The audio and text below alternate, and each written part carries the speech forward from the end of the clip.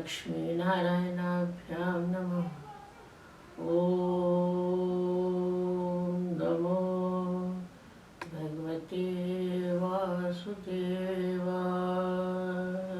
गुरुपत नख मणिगण ज्योति, सुमिरत दिव्य दृष्टि होती। उघरहि विमल विलोचन हिय के, मिटहि दोष दुख भवरजनी के। गुरुपद नख मणिगण ज्योति, सुमिरत दिव्य दृष्टि होती। गुरु महाराज के चरणों में कोटि कोटि प्रणाम। जिनके सुमिरन से, जिनके दर्शन मात्र से हमारे जीवन का उद्धार, हमारे जीवन की कालिमा नष्ट होती है और जीवन अध्यात्म मार्ग के प्रकाश से प्रकाशित होता है।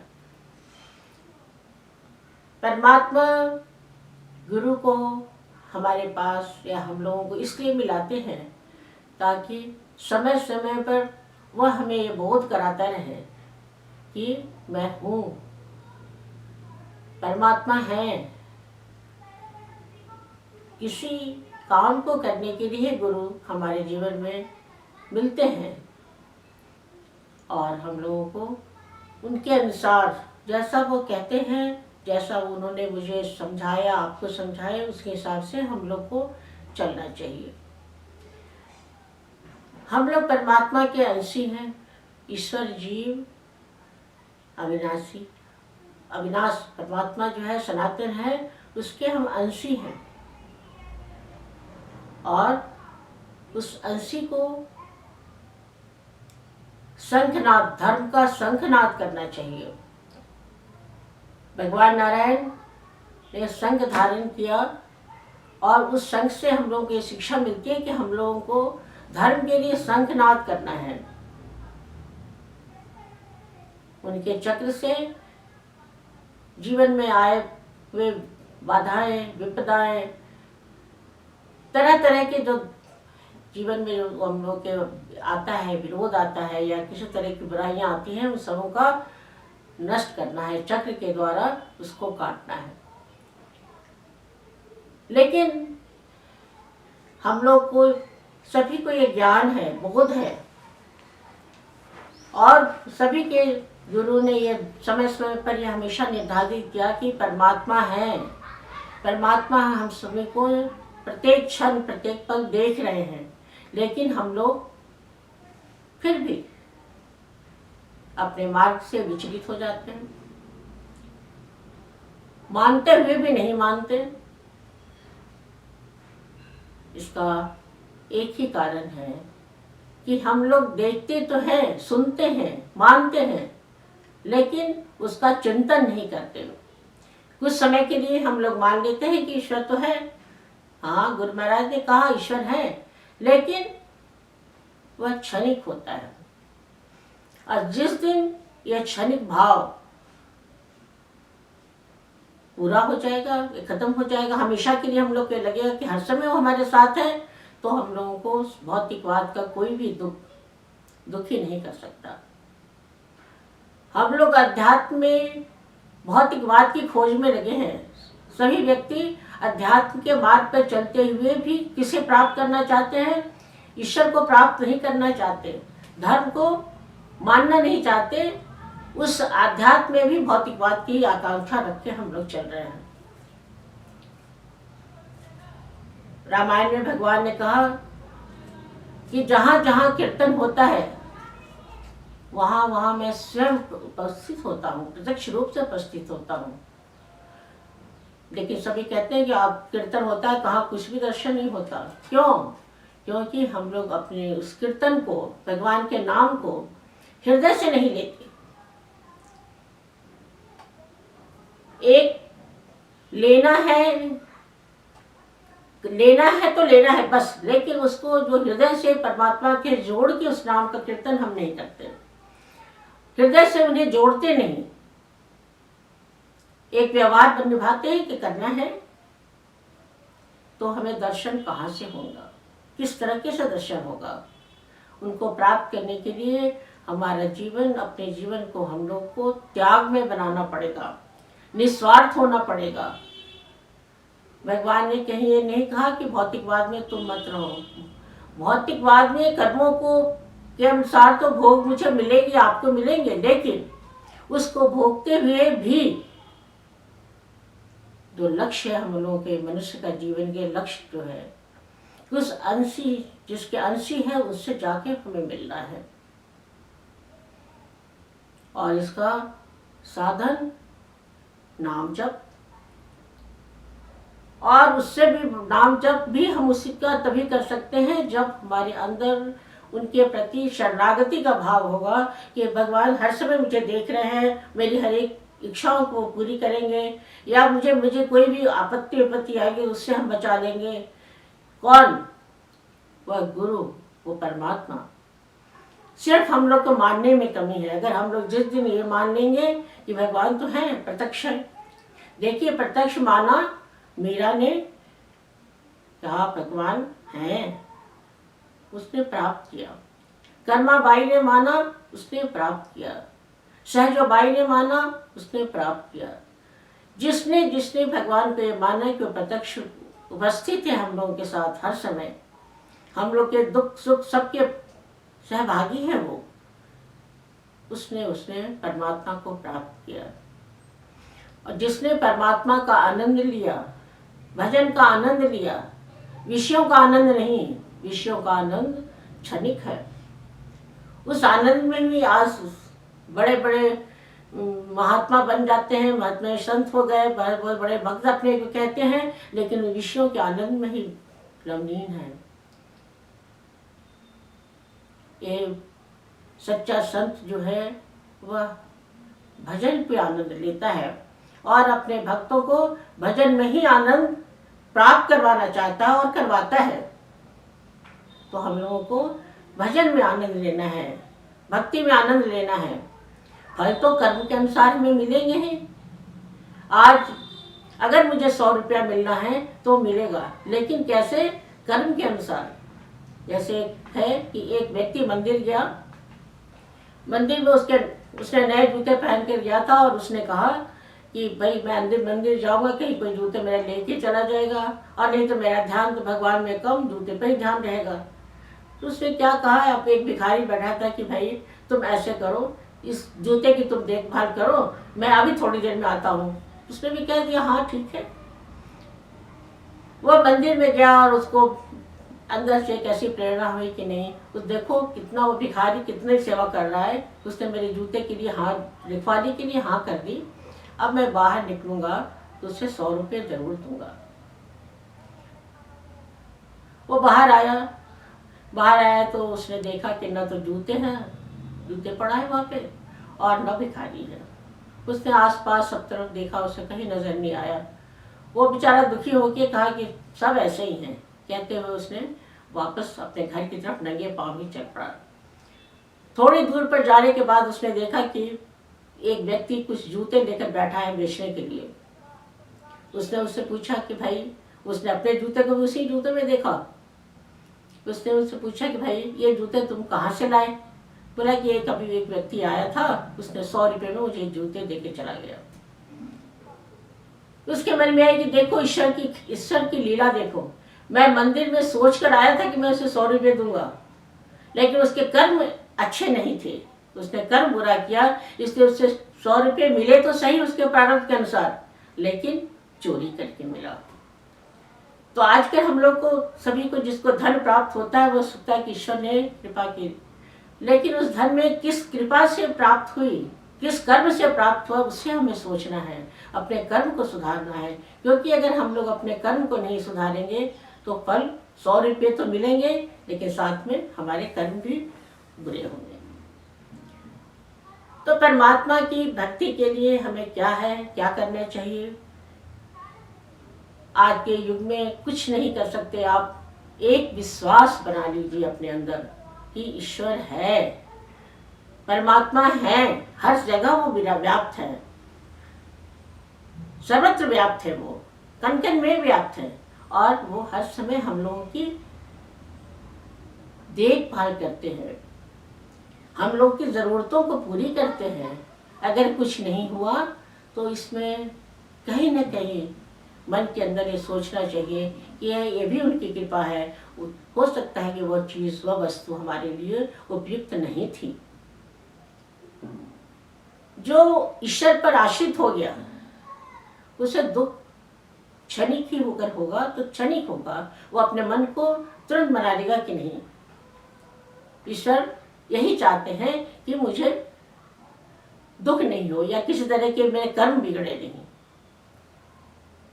अब आज के समाज में देख लीजिए, कहीं भी चले जाइए आप देखिए, चारों तरफ अजीब सा वातावरण, अजीब से वातावरण हम लोग दिन भर देखते हैं, दिन भर सुनते हैं, तो हमारे मन में वो वही बातें आएगी।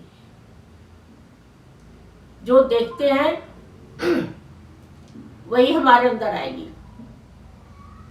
ये आपने सुना, जो बार बार किस चीज़ को हम सुनते हैं ना, तो हम लोग के मन में वो कौनता रहता है, वही बातें कौनती हैं।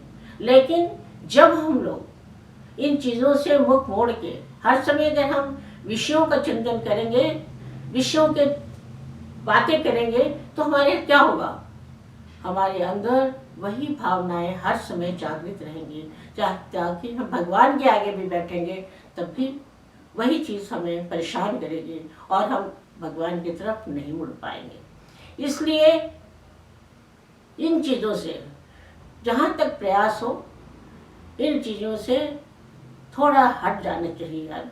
मनुष्य को थोड़ा हट के रहना चाहिए। जहाँ ऐसा वातावरण मिले, जहाँ ऐसी चर्चा हो रही हो, वहाँ से थोड़ा किनारा कर लेना चाहिए। अगर हम अपने जीवन का उत्थान चाहते हो, अगर हम ईश्वर तक पहुँचना चाहते हैं, तो मुझे अपने जीवन को साफ पवित्र रखना ही होगा।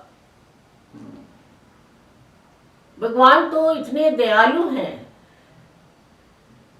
इतने दयालु हैं कि उनके अनुरूप कोई बनकर पापी से पापी व्यक्ति भी सामने आ जाता है, दुराचारी व्यक्ति भी उनके सामने आ जाता है, तो उसको भी सम्मान दिलाते हैं। आप देखिए, रामलीला होती है, कृष्ण लीला होती है, उसमें क्या है, जो राम बनता है वो पता नहीं क्या है, लेकिन जो राम बनकर आता है तो लोग उसके पांव छूने को आगे बढ़ते हैं, उसकी पूजा करना शुरू करते हैं लोग। क्यों? उसको ईश्वर का रूप धारण किया है। वो ईश्वर है नहीं, लेकिन उनके रूप को धारण किया है, इसलिए उसे सम्मान परमात्मा दिलाते हैं। तो सोचिए कि भगवान कितने दयालु हैं। तो जो हम लोग अगर अच्छे बन के उनके अनुरूप बनना चाहें, तो हमें कितना मान सम्मान मिलेगा समाज में, कितना ऐश्वर्य मिलेगा। लेकिन उस ऐश्वर्य को दोनों हाथ से उलझते रहना है। ये कहते हैं कि अगर नाव में पानी भरता चला जाए तो उस समय क्या आएगा कि वो डूब जाएगा। उसी तरह से अगर हम लोग धन किसी भी तरीके से कमाना शुरू करें और दान न करें, किसी की सहायता नहीं करें, तो क्या होगा, समय पाकर वही धन हमें डुबाएगा। मन की भावनाएं बिगड़ती रहेंगी, धन के प्रति इतनी आसक्ति हो जाएगी कि हम लोग कोई भी अच्छा काम नहीं कर सकते। सब कुछ करना है, धन भी कमाना है, कर्म भी करना है, लेकिन दो वस्तुओं पर ध्यान करना है कि अपना कर्म न बिगड़े और अपने हाथों से जितना हो सके सत्कर्म करना है, सेवा करनी है। वही तो हमारे जीवन को निखारेगा। परमात्मा है, हम सब जान रहे हैं, हर एक व्यक्ति जानता है कि ईश्वर है, सब मान रहा है इस बात को, लेकिन हम लोग पा क्यों नहीं सकते उनको? क्यों नहीं पा रहे हैं? क्यों नहीं अध्यात्म में पूरी तरीके से मुड़ पा रहे हैं? भाई रावण ने तो राम को देखा, दर्शन किया, लेकिन रावण की बुद्धि नहीं बदली। क्यों? क्योंकि उसने उनके सद्गुणों का, उनके ईश्वर रूप का दर्शन करने मात्र के बाद भी अपने अंदर उसको उतारा नहीं। उनको माना नहीं, हर समय उसके अंदर वही सतता भरी रही, मन के अंदर कामना रही, मन के अंदर लोभ रहा। क्या हुआ? रावण इतना विद्वान होने के बाद, भगवान के प्रत्यक्ष दर्शन करने के बाद भी उन्हें नहीं प्राप्त कर सका। ये सच है कि उनके दर्शन मात्र से ये हुआ कि उसे मोक्ष मिला, उसको मुक्ति मिली, लेकिन जिस रूप में वो पा सकता था उसने नहीं पाया। उसी तरीके से हम लोग रोज मंदिर जाते हैं, लेकिन देखते हैं, भगवान के दर्शन भी करते हैं, लेकिन उनको अपनी आंखों से हृदय में उतारना नहीं चाहते।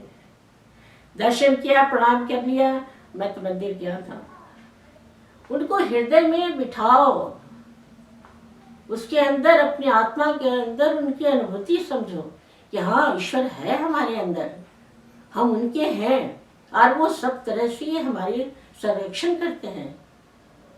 जिस दिन हमारा विश्वास हो जाएगा उस दिन वही आध्यात्म है। ईश्वर है, सब जानते हैं, लेकिन ईश्वर को पा नहीं सकते। सिर्फ कारण यही है कि हमारे अंदर आस्था विश्वास में कमी है। उतनी दृढ़ता से हम नहीं कहते कि नहीं, भगवान तो है, भगवान मुझे देख रहे हैं, मुझे मेरा एक कर रहे हैं।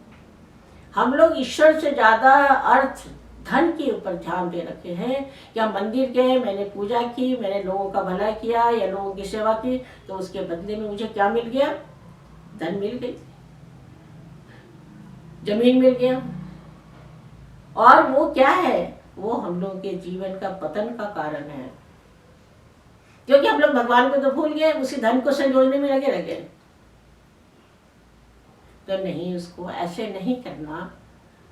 धन तो आपको उतना मिलेगा ही जो परमात्मा ने आपको दिया है या जो मेरे प्रारब्ध का है, लेकिन किस कर्म से मिला उस पर जरूर ध्यान देना है। और उस धन को सदुपयोग कीजिए, अपना आराम से रहिए, सब घर देखिए, परिवार देखिए, लेकिन उसका कुछ अंश गरीबों को दीजिए, दान कीजिए, किसी की सेवा में लगाइए, जरूर करना चाहिए। नहीं तो वही संतों ने कहा ना कि दोनों हाथ उलीचिए, राह में पानी भर गया वो गंभीर है, डुबाएगा, और धन भर गया और आप उसको नहीं कहीं करेंगे तो वही गंभीर है, वो हमारे जीवन का ही नाश कर देगा।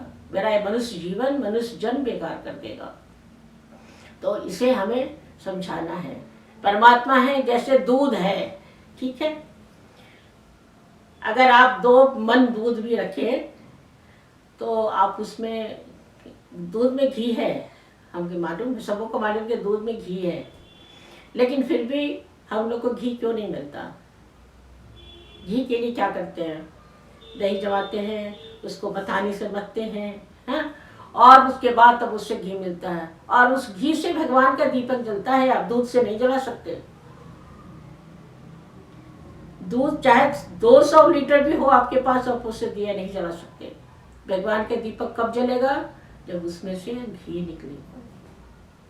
उसी तरीके से जब हम लोग की भक्ति में भगवान का प्रेम जागेगा, श्रद्धा जागेगी, तो ही हम लोग भगवान के सम्मुख हो सकते हैं। भगवान है, संसार में भगवान है, सब जानते हैं। तुम नास्तिक से व्यक्ति से पूछोगे तो कहेगा हाँ भगवान है, लेकिन हम लोग उससे पा नहीं पा रहे हैं। और इसमें सिर्फ कारण है कि हम लोग का पूरा जीवन सांसारिक बस्तियों के इर्द गिर्द घूम रहा है। पैसा चाहिए, मकान चाहिए, कपड़े चाहिए, तरह तरह के आनंद चाहिए, लेकिन ईश्वर नहीं चाहिए।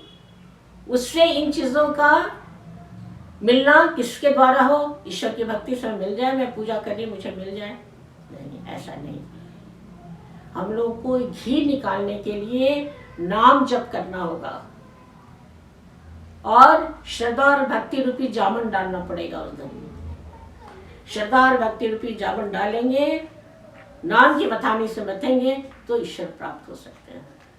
वो ईश्वर हम का जो प्राप्ति होगी, वो भक्ति जो हमें प्राप्त होगी, वो हमारा आपका सभी का जीवन का उद्धार करेगी। और यही धर्म है, यही हम मनुष्य जीवन का लक्ष्य यही है। हम लोगों को ईश्वर तक जाना है, ईश्वर तक पहुंचना है।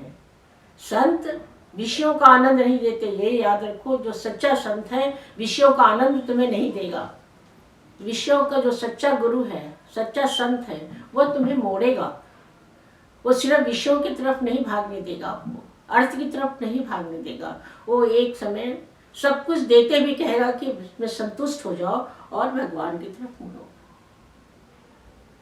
परहित में लगो। परहित सरिस धर्म नहीं भाई, परहित के समान दूसरा धर्म नहीं है। परहित क्या है? जो जिनको आवश्यकता है उनको हम सहायता करें। हम ये नहीं कह रहे कि आप सब दे दो। वो जो उसकी देने, आपके जो देने से उसको जो सुख मिलेगा या उसको जो प्राप्ति होगी, उसकी दुआ से, उसके आशीर्वाद से आपको ईश्वर की प्राप्ति होगी।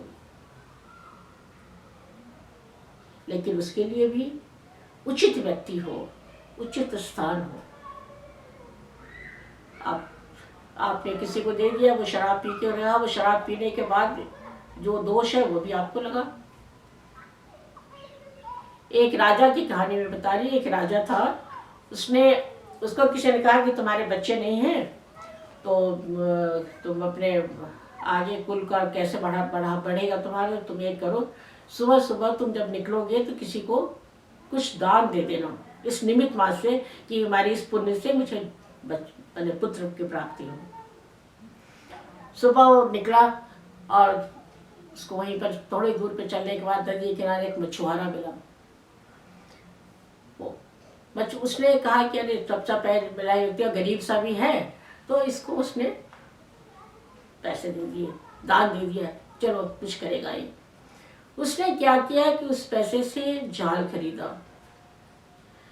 जाल खरीद के उसका व्यापार यही था, मछली पकड़ना और मछली बेचना।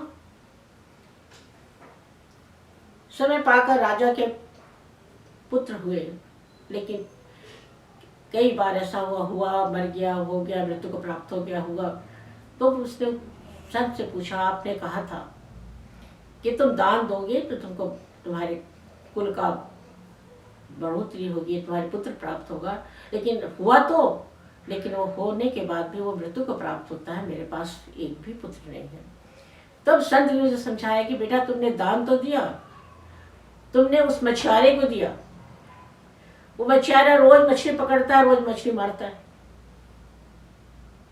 तो उसका जो पाप है वो भी तो तुमको लग रहा है। यानी सोच समझ के विवेक से जीवन में काम लेना है, क्या करना है और क्या नहीं करना है। ये भी आज के समय में मनुष्य की पहचान, समय की पहचान, कर्म की पहचान अवश्य करना चाहिए, ताकि हम लोग अपने जीवन में धोखा नहीं खाएं और ईश्वर के प्रति, अपने गुरु के प्रति पूर्ण विश्वास बना लो। क्यों? करेंगे तो सब वही, ये आज नहीं तो कल करेंगे सब वही, क्योंकि हम लोगों ने अपने आप को उनको सौंप दिया और उन्होंने परमात्मा की शरणागति हमें करा दी, यानी दो दो संभालने वाले। फिर हम लोग को जीवन में कभी निराश नहीं होना चाहिए, एक विश्वास के साथ कूद जाओ, धर्म करो, धन कमाओ, लेकिन अच्छे कार्य से, अच्छे कर्म से, लेकिन उसके साथ साथ भगवान की भी भक्ति करो। जब तुम्हारे अंदर ईश्वर की भक्ति पूर्ण रूप से आ जाएगी ना, ये विश्वास आ जाएगा कि नहीं भगवान तो है मेरे साथ है, तब तुम कभी बुराई की तरफ नहीं बढ़ोगे। कितनी भी तुम ऐसी चर्चा में बैठ जाओ, ऐसे स्थान में बैठ जाओ, लेकिन कुछ देर के बाद ही तुम्हारे मन में जागृति हुई कि नहीं ये गलत है। कोई न कोई बात ऐसी आई तो बोला कि नहीं यहाँ से हमें उठना है। क्यों? क्योंकि उनका डंडा हमारे सर पे है और वो प्रत्यक्ष रूप से तो नहीं आके बताते, लेकिन ऐसा अनुभव करा देते हैं, मैं देख रहा हूँ, मैं कर रहा हूँ। कभी आदमी बुराई की तरफ नहीं बढ़ सकता, कुछ दूर चलेगा लेकिन वो जरूर रास्ता बदल देगा। ऐसा मेरा विश्वास है। जो सच्चा मानने वाला है उसके प्रति मेरा ऐसा विश्वास है कि ऐसा ही होता है। और विश्वास के बल पर तुम कुछ भी कर लो, कुछ काम करने को ठान लो। गुरु जी बैठे हैं, भगवान बैठे हैं, होगा। अब देखो वो होता है कि नहीं होता है। समय लग सकता है लेकिन होगा, अवश्य होगा। ये विश्वास हमें नहीं तोड़ना है। किसी को भी, जो भी अध्यात्म में बढ़ना चाहता है, उसको ईश्वर के प्रति श्रद्धा विश्वास रखना ही पड़ेगा। सबरी ने सिर्फ अपने गुरु के वचनों पे ही तो विश्वास करके अपना पूरा जीवन निकाला और ब्रह्म उनके घर आए ही नहीं, उसके जूठे बेर भी खाए। वो नहीं गई, वो आए।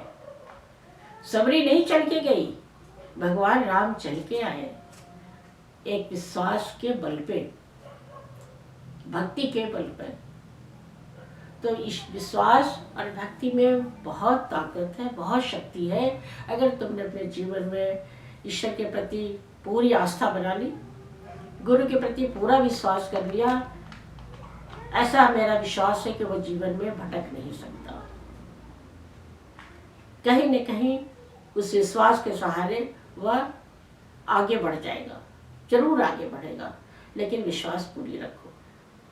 वो है कि एक पंडित जी जा रहे थे गांव से, तो उनकी पत्नी ने कहा कि महाराज ये तो नदी में पानी बहुत बढ़ा हुआ है, कैसे चले?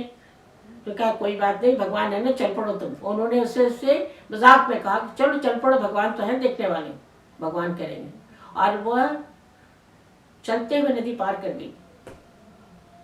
अब रहा पंडित जी की बारी, तो अपने कभी धोती उठाए, कभी पैर करे, और पानी में उनका भीगता या घुटने तक पहुंचा। तो बोले बड़ी महाभाग तुमने तो पार कर लिया, मैं कैसे खाऊं? तो वो किनारे एक संत बैठा था, उसने कहा कि पंडित जी महाराज, उसको विश्वास था कि भगवान, आपने कहा वो सरल थी, उसको मान लिया भगवान है ही, देखेंगे वो, और वो पार कर गई। और आपको सब कुछ जानते हुए भी आपने विश्वास की कमी थी, और इसलिए आपकी स्थिति ऐसी है। तो विश्वास जरूर रखो, भगवान की भक्ति जरूर करो, और सबको जो हमारे पुराने जन्मों के जो कुछ न कुछ बुरे कर्म तो होंगे, किया ही होगा, सबने किया होगा, क्योंकि कर्म ऐसा है कि उसको बंद नहीं कर सकता आदमी। कभी कुछ कहो कि आज मैं कुछ नहीं करूँगा, मैं बैठा हूँ, फिर भी मन चलता रहेगा, मन बुद्धि चलती रहेगी कि नहीं ये भी करना था, ये भी करना था, ऐसे करना। क्यों? क्योंकि मन जो है बिना कार्य किए नहीं रह सकता। तो अब उसको कार्य तो करेगा, लेकिन उस पर अंकुश लगाओ। इधर जाता है उसको रोको, उधर जाता उधर रोको, और एक एकाग्रचित हो करो। क्योंकि हमारे पुराने कर्म कैसे कटे? नाम जप से कटेंगे। पुराने कर्म का एक ही उपाय है, हम लोग नाम जप करें। जितना घर्षण होगा ना, जितनी रगड़ होगी नाम की, उतने ही जल्दी जितने पुराने घास में तो रखो तुरंत आग लगता है, नए में तो फिर भी धुआं होगा, फिर जाएगा। लेकिन पुराने घास को क्या हुआ? एक बार आग लगाओ, देखो जल के खत्म हो गया। वैसे ही हमारे पुराने कर्म अगर हम नाम जप आस्था विश्वास के साथ रखेंगे तो भगवान जल्दी समाप्त करते हैं। तो वो समाप्त होगा तभी तो हमें विवेक है, शरीर है प्राप्त है, या मूल शरीर मुझे मनुष्य का प्राप्त है कि हम कुछ कर सकते हैं। तो इससे इस शरीर के माध्यम से भगवान का भजन करें, सत्कर्म करें, परिहित करें, और फिर हमारे जीवन का कल्याण संभव है। यही गुरु हमें आपको बार बार बोध करवाते हैं, ताकि हम लोग जीवन में जिस लक्ष्य के लिए आए हैं उसको हम लोग प्राप्त कर लें। वो फिर वो याद करना है कि भगवान अपने अनुरूप किसी को देखते हैं तो उसका भी सम्मान दिला देते हैं। ₹100 हनुमान जी बन के आता है ना, कभी गाँव में देखा होगा, उसके भी लोग प्रणाम करते हैं, कोई पैसे दे देते हैं, कुछ भगवान को प्रसाद चढ़ा देते हैं। वो उसका कार्य क्षेत्र है, वो ₹100 है, लेकिन उसने भगवान का रूप धारण किया, और इस रूप के लिए उन्होंने उसको सम्मान दिलाया। बस एक छोटी सी बात है, इसको भी याद रखना चाहिए कि हम लोग उनके अनुरूप चलेंगे तो हम लोग को मान सम्मान में कहीं कमी नहीं होगा। क्योंकि धन से मान सम्मान नहीं मिलता, क्षणिक है, वो थोड़े दिन का है। सच्चा मान सम्मान तो ईश्वर दिलाने वाले हैं, वह हमारे सत्कर्म, ईश्वर के प्रति आस्था, विश्वास, गुरु की बातों पे चलना, हमारे जीवन का उद्धार तभी संभव है और अवश्य होगा, ये विश्वास होना चाहिए। बोलिए गुरु महाराज की जय।